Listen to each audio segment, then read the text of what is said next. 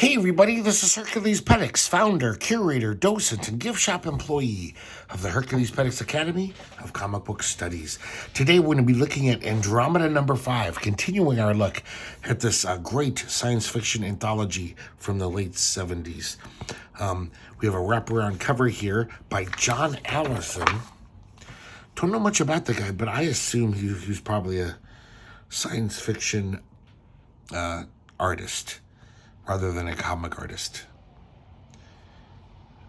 Pretty nice stuff. Pretty interesting. I mean, typical kind of SF imagery. Yet again, we have an inside front cover by Robert McIntyre. Once again, showing off his amazing stuff. It's like Virgil Finlay on meth. Like, God, the lines and how much ink he puts into this. Just amazing stuff. Kind of just a weird, surreal image. Looks like something Steranko would have done. Not the art style, just the design of this. Nice. We have the contents page with a mini editorial.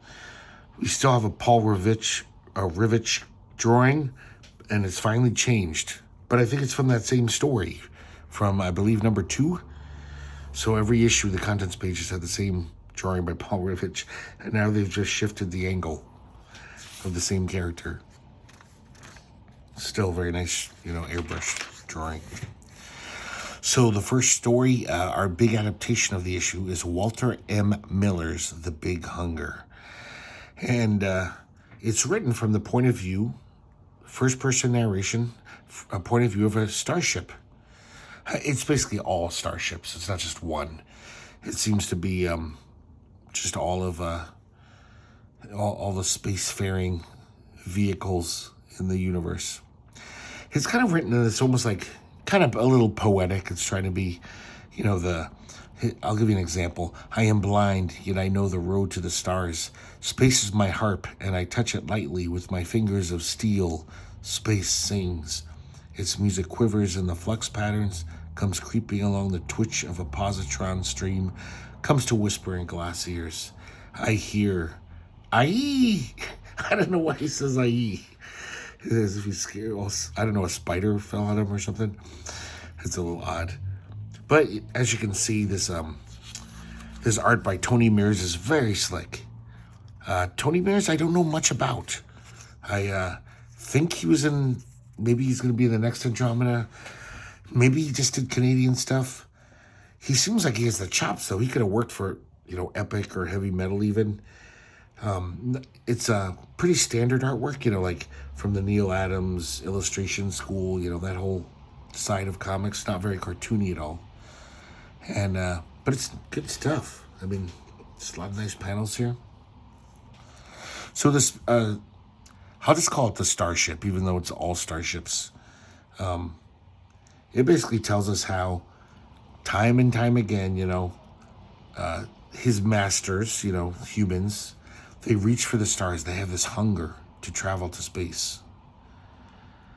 And eventually, though, they end up rusting on some other planet. And the master forgets. So it's almost like all those science fiction stories where, humans travel to another planet. They forget their past. They revert to, barbarism or just ignorance. So we see that these spacefaring humans are now, generations have gone by and they're basically cavemen. But then again, after a long time, he remembers, the spaceship says, talking about mankind. He builds another one of me, and I am the same. And the whole cycle starts all over again.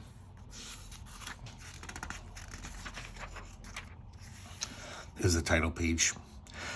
Once again, like many of these adaptations, this is by B.P. Nicol, who adapted it to comics form.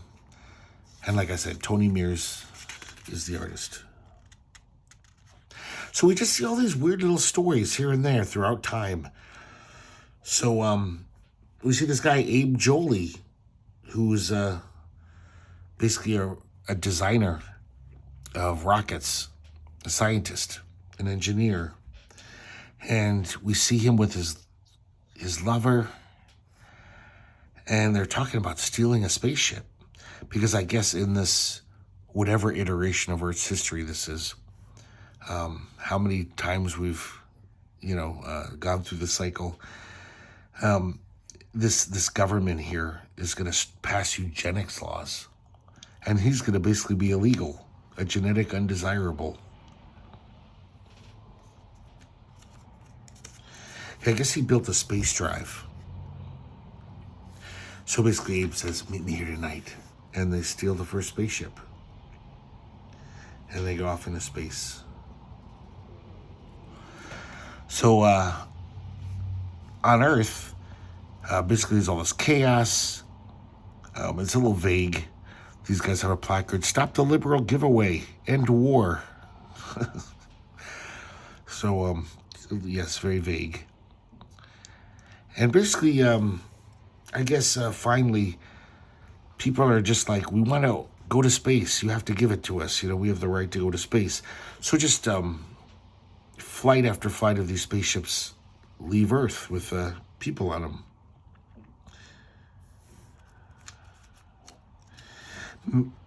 Man was a starward wind, a mustard seed, a wisp of Brahma's breath breathed across space. So man is spreading across space, and a few decades in the future, they find two corpses frozen, floating in space, and it's Abe Jolie and his lover. So he's celebrated as it says, their tomb says, they gave us space. And that's pretty much the end of Abe Jolie's story. It doesn't tell you how he died. Kind of weird. It's sometimes I like stories, that just show you little vignettes of time. But this one does a little too much, where it's like, okay, you set up this Abe Jolie story, and then, okay, he's found dead. It's a little weird. I don't know if maybe the actual prose story did it better, and B.P. Nichols has adapted this weirdly.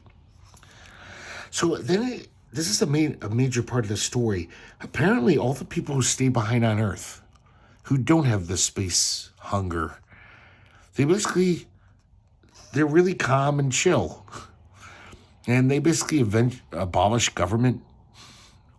And there's peace on Earth for the first time in anyone's memory. So it's almost, Walter and Miller is almost implying that basically all the Hellraisers and the rabble-rousers, they all leave Earth because they've got this space hunger. And they're not on Earth anymore to cause trouble. Kind of a weird premise that only people who have the wanderlust are also the same people who are aggressive and, cause trouble. Very odd premise. But it seems to be like Walter Miller's totally stating that, because it happens again and again. Because once again, we see the cycle just keeps continuing.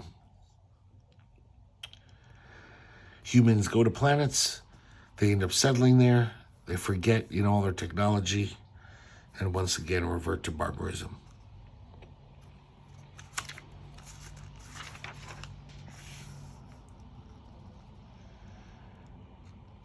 So he just shows us little scenes from this continual cycle. Different cultures come and go, civilizations just rise up and fade out. But it seems like on every planet, once this wanderlust, the space hunger starts again, the same cycle happens.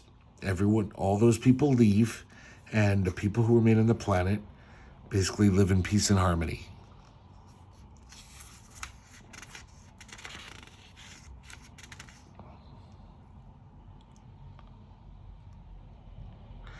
We see more stories from various planets and civilizations, all following this cycle.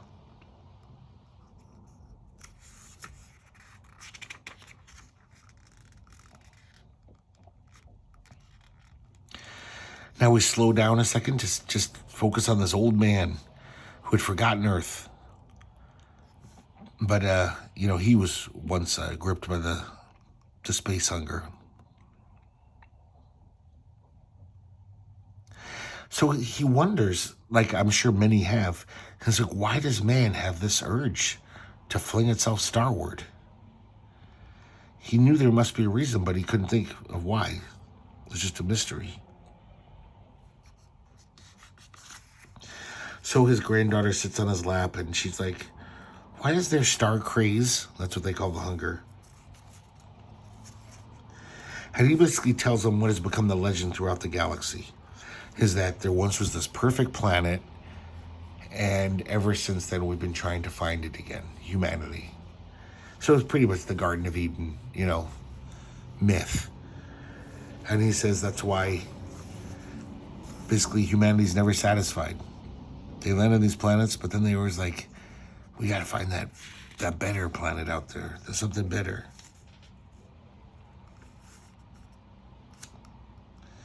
This guy, Tony Meers, is pretty damn slick. This is some damn nice art. Not that interesting, but really well done.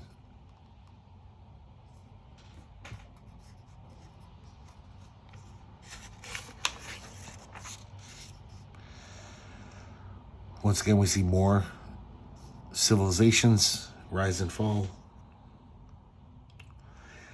And the whole time, the starships are in service to these men, these humans. So the starships basically don't look askew at this. They, the starships admit, the narrator says, we share their hunger. They have the same hunger.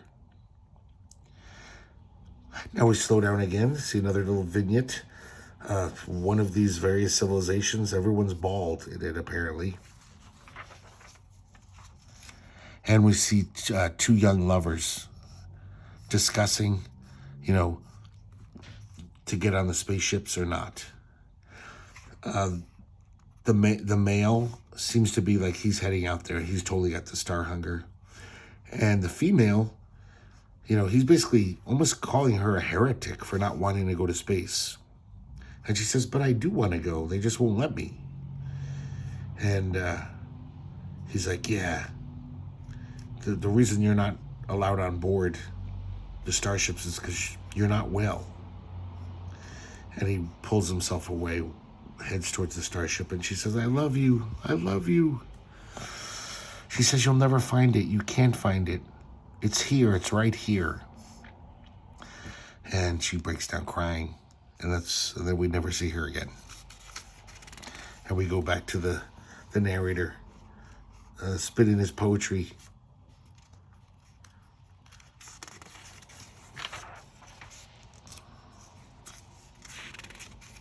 So basically, humanity has populated all of the Milky Way galaxy. And kind of implied that they don't yet have the technology to make it to Andromeda, our closest galaxy, our neighbor. They could, but it's also this big leap. So basically they just keep traveling throughout the Milky Way. Almost all the worlds have been populated at one point. And, they forget where they've been. So they go to planet, see variations on the human species. Every planet, of course, they've evolved a little differently. And now it seems like we're focusing on one particular race. These really tall guys, bald guys, who seem to be going through the galaxy, conquering all the peoples of the various planets. And, they also agree with that whole, almost like religion, like, yeah, somewhere there's a paradise planet where we all came from and we have to find it. And every planet they go to, they find it kind of funny that everyone calls their planet Earth. Everyone thinks it's like, oh yeah, this is the home world. And finally they do find a planet, which I'm pretty sure is Earth, with a single moon. All the people there are pretty chill. They just spend their time studying and, basically being peaceful.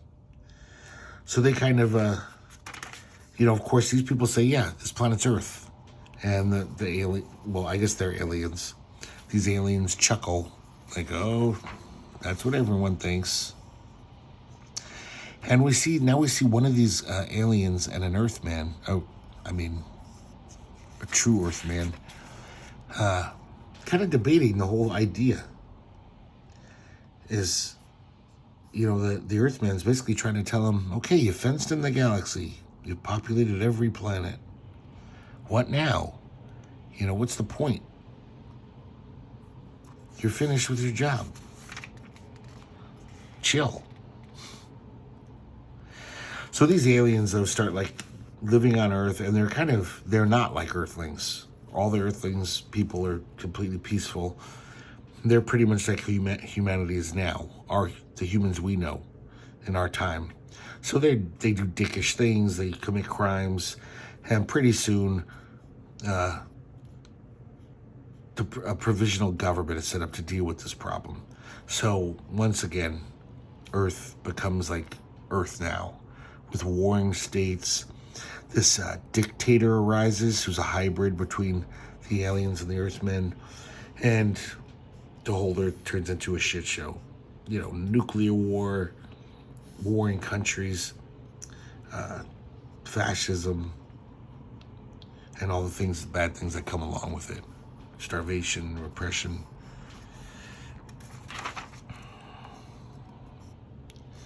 And I think I missed something here.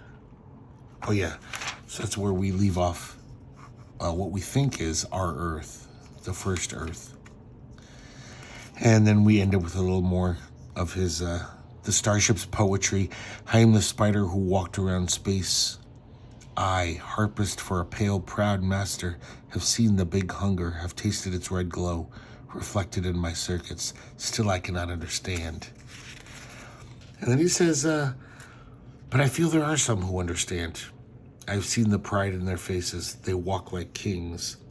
And he's looking at these rats. So I really don't get this ending. The rats are all of a sudden going to go through all this evolution and become smart enough to fly in a spaceship to other planets. I don't know. Very odd ending. Once again, it could be the adaptation. Maybe the original story totally makes sense and is good, and BP Nichols screwed it up. But pretty interesting story, even though it's a little, I don't know, goofy and maybe a little too poetical. But definitely food for thought. Next, we have a story by Derek Carter, Clang Clang. And this is a silly little story. We see this guy get on a trolley. He's got a date with his girlfriend. He nods off, and all of a sudden he's woken up with a huge clamor. And this dragon-type creature's attacking the trolley. The conductor says, hey, mister, can you get up and handle the gun? Can you get up to the roof? And there's a mounted machine gun up there, it looks like. And he takes out the dragon, and he's all very happy. And then these barbarian warriors attack the trolley, and he takes them out. I really like his sense of action here, the fight choreography. I mean, this guy definitely, actually, the art's pretty damn good, but, you could tell, another few years, this guy could be stellar, he could be really good. But this stuff I really like these panels.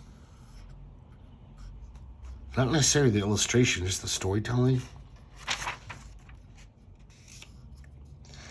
So he takes out the bad guys, and he says, I must be dreaming. What the hell's going on? I'm going to will myself back to sleep so I can wake up in reality.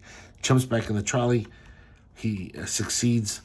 Then he wakes up again, clang, clang.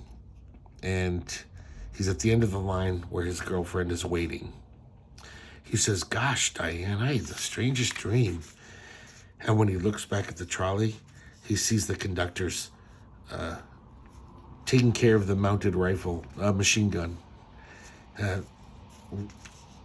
Making sure that there's enough ammunition for the return journey. And he, of course, he goes, gulp. Wah. And, look at that that's kind of young artist shading. He's trying something out, and I don't know if it works. But overall, kind of fun. And a nice little story. Here we have the return of Don Marshall. And man, I was a little hard on Tom Nesbitt last issue for ripping off Baudet. But even though the style isn't Baudet, just the lettering, the way the lettering's above the panel, the word balloons, I should say, the sound effects, very Baudet inspired. This is called Visit. And we just see these a fleet of like kind of flying objects. And they see the city and they're talking about how beautiful it is and like, oh, look at those beautiful towers. And they're like, okay, let's go in. Here we go. And they're just laughing and having a gay old time.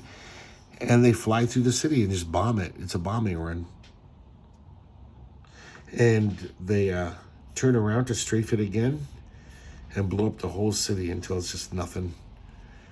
And as they're flying away, one of them says, that sure was a nice place. So just a comment on war, I guess. But, man, I love Don Marshall's art. Even though this is pretty shameless Baudetism. Then again, Baudet started a way of storytelling, and these guys were just doing it. Maybe it would have, if Baudet lived longer, a lot of cartoonists would have started putting their word balloons above the panel, having these kind of voluptuous sound effects.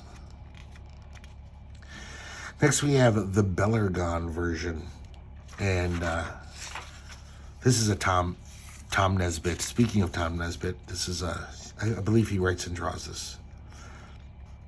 So we see this space bar, and the narrator is talking about how he's been collecting fairy tales throughout the universe, throughout the galaxy. So he meets this old dude in the bar and says, hey, you got any fairy tales you can tell me? He says, yeah, my mom used to tell me this one. So there's this planet with 2 moons, and there's this old widow on the planet, and she has 2 beautiful daughters, and she named them after the twin moons, Allura and Lorana. And I guess these 2 sisters have an empathic bond with all the creatures and plants in the forest. They seem very happy. And one day there's a knock on the door. They open up the door and there's this huge guy. His name's Ursus. He says, please, can I warm myself by your fire? And it seems like this daughters are very taken with him, pretty right off the bat. And they're just all over him, playing with his beard. And it implied that they even have sex, which is strange because it's a very small little cabin, and so I guess the mother just has to watch. Now, they do something really interesting here. I don't quite get this. Okay, look at this panel when Ursus first comes in. Lorana, at first, is a little startled. And we see behind her this menacing alien creature, never to be seen again. I don't understand what this is supposed to be. And then look at this. Behind these panels is a half-hidden, huge panel. Kind of looks like it's Ursus beating the shit out of someone. I don't understand that. I like the idea of this, though. This could be used well in a storytelling way. Something that's hidden, showing it in this way.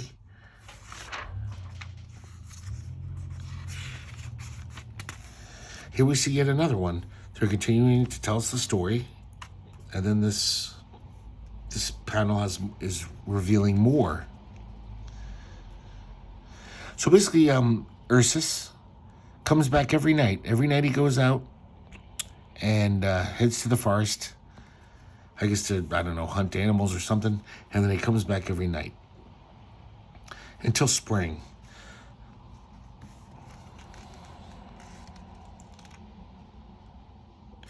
So apparently on this planet, there's this species called the Krolk.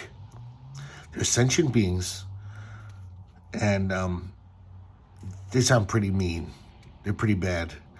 And I guess they sleep all winter, but come spring, they just want to steal everything they can lay their hands on. So Ursus has got to leave the cottage. He says, guys, I got to protect my stuff. The Krulk will steal it all. Tom Nesbitt, just in the background here, well, it's in the foreground, but unrelated to the story, just draws beautiful alien creatures. Kind of, like I said, kind of in a Baudet style, but definitely different, you know? Not always exactly like him. Once again, more of these hidden panels, some shenanigans. I just realized what this obviously is, guys. These hidden panels are what's going on in the space bar while the story's being told. So, this is not Ursus here. This is some drunk in the space bar beating someone up. Here's some guys in the space bar, I don't know. One's passed out. More hidden panels of other, like, brawls. Kind of weird. It seems like an interesting storytelling device to give a sense of, like, what's going on in the background while someone's telling a story. So he basically bids farewell to the sisters and the mother and says, I'll be back, don't worry. And the next day, the two sisters are sent to the forest by the mother to collect firewood. More of this interesting insects flying around. And I see one of the grunts. And he's got his hair trapped in this tree. So they're very sweet girls, so they want to help him. And they finally realize the only way this is going to work. Lenore pulls out her gun and basically blows his hair away. Shoots his hair off. And he's totally ungrateful. He's like, you bastards. Thanks a lot. Totally ungrateful. And it seems like every day when they're out in the woods, they see a different Krulk in a different dilemma, and they have to rescue them. And every time the result is the same. They rescue them, and then the Krulk is totally ungrateful and mad almost at them. So the girls just kind of laugh it off. The sisters think it's funny. And then one night they're returning home, and they see one of the Krulks with this bag of treasure. And all of a sudden, Ursus comes out of nowhere. It's kind of nice page design. This could be like a John Byrne X-Men thing. And the Krulk says, spare me, you can have all my jewels and the girls. Just spare me. Ursus punches him, knocks him out, and he reunites with the sisters. And he says, I pray that this Krulk still has the thing I need. And he finds this little device, puts it in looks like in his belly or his chest, and he unzips this suit. And it turns out this whole time, Ursus was this guy, Prince Katai. And I guess he was trapped in this suit by this, I believe by the whatever these guys are called. It's hard to say their name. Critex.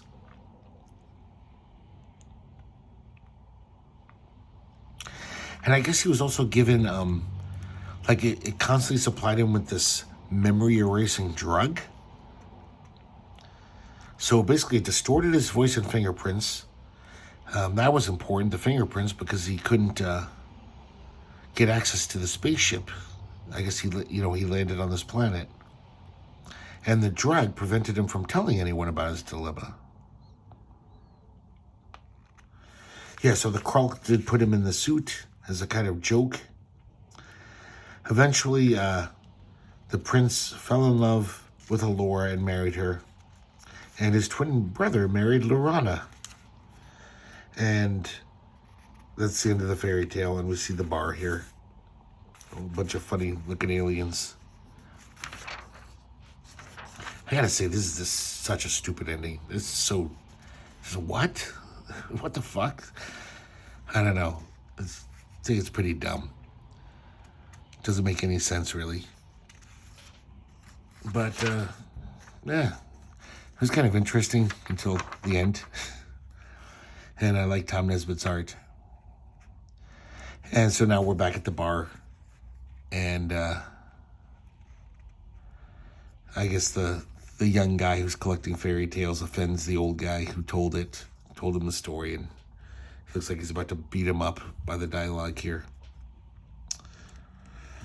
Tom Nesbitt art. Oh, I was wrong, guys. The words are by B.P. Grimm, from an idea by Ron Van Leeuwen. So there you go. Yeah, it was kind of a mediocre issue, even though it's pretty, almost all the art's really nice in this. But a lot of these stories left me a little cold. Yeah, they're not the worst, but just kind of dopey and like...